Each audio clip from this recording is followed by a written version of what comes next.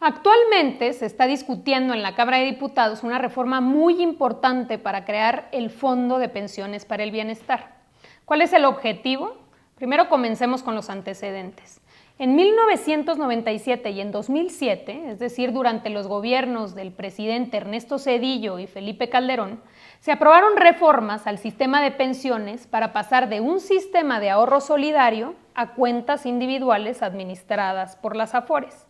Si bien la promesa del momento fue la garantía de una pensión digna, la realidad es que impidió que el 75% de los trabajadores pudieran acceder a una pensión y quienes sí lograron jubilarse bajo este esquema están recibiendo en promedio 30% de su salario, cuando antes recibían el 90%. Es por eso que en 2020, a propuesta del presidente López Obrador, se aprobó una reforma que fundamentalmente cambió en tres cosas. Primero, se redujeron las semanas de cotización necesarias para poder acceder a una pensión de 1,250 a 750 con incrementos paulatinos hasta llegar a 1,000.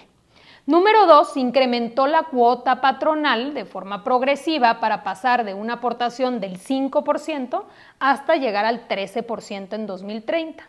Y número 3, importantísimo, se puso un alto al cobro excesivo de comisiones por las AFORES, reduciéndose a la mitad. Estos cambios están permitiendo y permitirán que los trabajadores se jubilen no con el 30%, sino con el 60% de su salario. Pero aún así es insuficiente.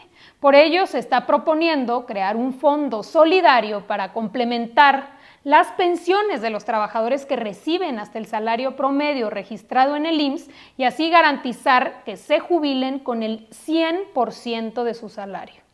El Fondo de Pensiones para el Bienestar será administrado por el Banco de México y tendrá como fuente de financiamiento el 70% de los recursos que se obtengan por la incautación de bienes hoy administrados por el Instituto para devolverle al pueblo lo robado, el 25% de las utilidades provenientes de las empresas paraestatales operadas por SEMAR y SEDENA, como es el caso del Tren Maya, del Tren del Istmo de Tehuantepec, de Mexicana de Aviación, entre otras. Los recursos que se obtengan de la liquidación de Financiera Rural y los recursos de las cuentas no reclamadas a las AFORES. Aquí viene lo bueno. Hoy amanecimos con primeras planas, artículos de opinión que infieren que el gobierno pretende quitarle el dinero a los trabajadores de sus cuentas de ahorro. Nada más falso. Al contrario, hoy la ley ya establece que las AFORES tienen la obligación de transferir los recursos de las cuentas no reclamadas al IMSS. Lo cierto es que no lo hacen y han interpretado esta norma como han querido para beneficiarse de los rendimientos. Para darnos una idea, de un monto cercano a 40,000 millones, únicamente han transferido cerca de 1,500 y para colmo, cobran comisiones. La propuesta es establecer que estos recursos no reclamados vayan al Fondo de Pensiones para el Bienestar y que se establezca una reserva para que cualquier trabajador o sus beneficiarios que lo reclamen con posterioridad puedan acceder a ellos en cualquier momento.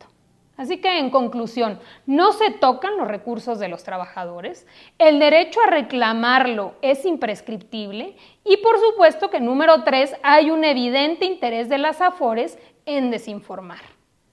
Vamos a esperar la decisión del Congreso, pero ojalá se avance en revertir las reformas neoliberales de Zedillo y de Calderón que tanto daño han causado para garantizar una pensión digna para todas y todos los trabajadores de México. Les mando un abrazo.